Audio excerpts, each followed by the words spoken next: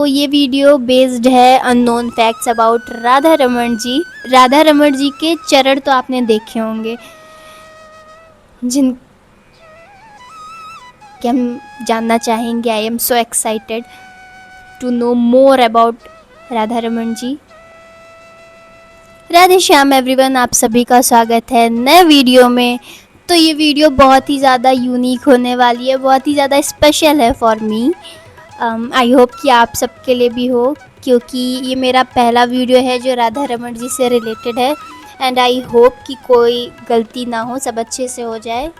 पता नहीं क्यों पर थोड़ा सा ऐसे नर्वस फीलिंग आ रही है, बट आई थिंक सब अच्छे से ही होगा।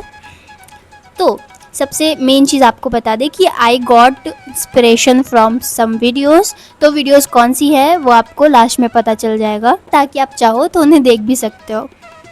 तो ये वीडियो बेस्ड है unknown facts about Radha Raman ji. Excitement हो रही है बताने की। एंड अगर आपको भी कोई यूनिक चीज़ें पता हैं तो ज़रूर कमेंट में बताना। तो हमने ना कुछ चीज़ें नोट कर ली हैं, ताकि हम, ये देखो दिख रहा है, ताकि हम भूले नहीं, मतलब कुछ मिस्टेक नहीं हो, कोई गलती ना हो। Okay, now let's start with our first fact कि राधा रमन जी बैंगन भी खाते हैं। यानी कि ये फैक्ट इस तरह से है क्योंकि बहुत से संप्रदायों में बैंगन नहीं खाया जाता है। बैंगन को तामसिक माना जाता है, जैसे कि अनियन और गार्लिक, इसलिए बैंगन नहीं खाया जाता है। लेकिन हमारे राधा रमन जी बैंगन खाते हैं। फैक्ट नंबर 2, तो आपने देखा होगा कि कई बार राधा रमन जी मयूर शेप के कुंडल पहनते हैं, और कई बार वो मछली आकार के कुंडल पहनते हैं। तो जब भी उन्होंने मछली आकार के कुंडल पहने तो समझना कि राधा रमन जी राधा रानी जी के लिए वंशी बजा रहे हैं।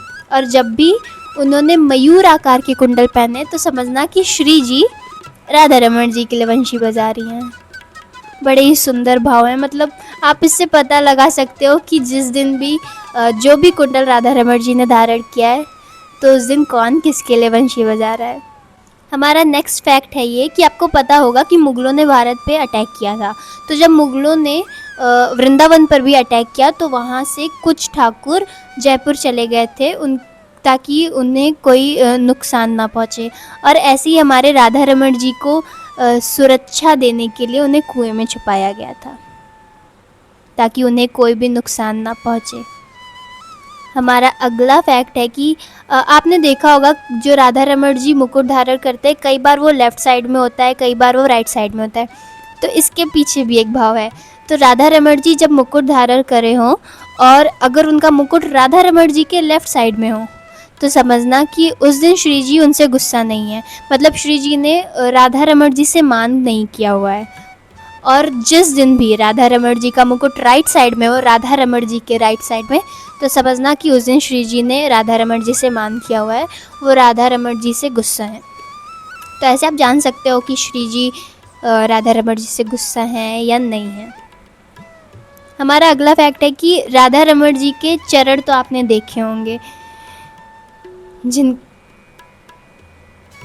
तो आपने देखा होगा कि ठाकुर जी का एक चरण सीधा है और एक चरण जो है वो टेढ़ा है। तो जो सीधा चरण है वो हमारी राधा रानी जी का है, और जो टेढ़ा चरण है वो हमारे श्री कृष्ण जी का है। और सेम इसी तरीके का भाव उनकी दंतावली को लेकर भी है। आपने देखा होगा कि राधा रमन जी कई बार दंतावली के दर्शन भी देते हैं। तो जो राधा रमन जी के होठ हैं वो तो जो राधा रमन जी के होठ हैं वो तो राधा रमन जी के हैं, लेकिन जो उनकी दंतावली है वो श्री जी की है।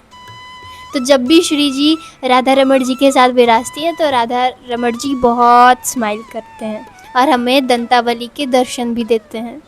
इसीलिए तो कहा जाता है स्माइलिंग ठाकुर जी हैं वो हमारे। तो ये थे कुछ unknown facts about Radha Raman ji. हो सकता है आपको इनके बारे में पहले से पता हो, और अगर आपको कोई ऐसा फैक्ट पता हो जो हमें नहीं पता या हमने नहीं बताया, तो आप वीडियो के कमेंट में ज़रूर बताना, क्योंकि हम जानना चाहेंगे। I am so excited to know more about Radha Raman ji. तो ये है वो वीडियोज़ जिनकी इंस्पिरेशन से हमने ये वीडियो बनाया है। आई होप कि कोई गलती ना हुई हो और आपको अच्छा लगा हो तो ज़रूर बताना। और आप चाहो तो इन वीडियोस को भी देख सकते हो। सो आई होप कि आपको ये वीडियो अच्छा लगा होगा। Thanks for watching. Radhe Shyam.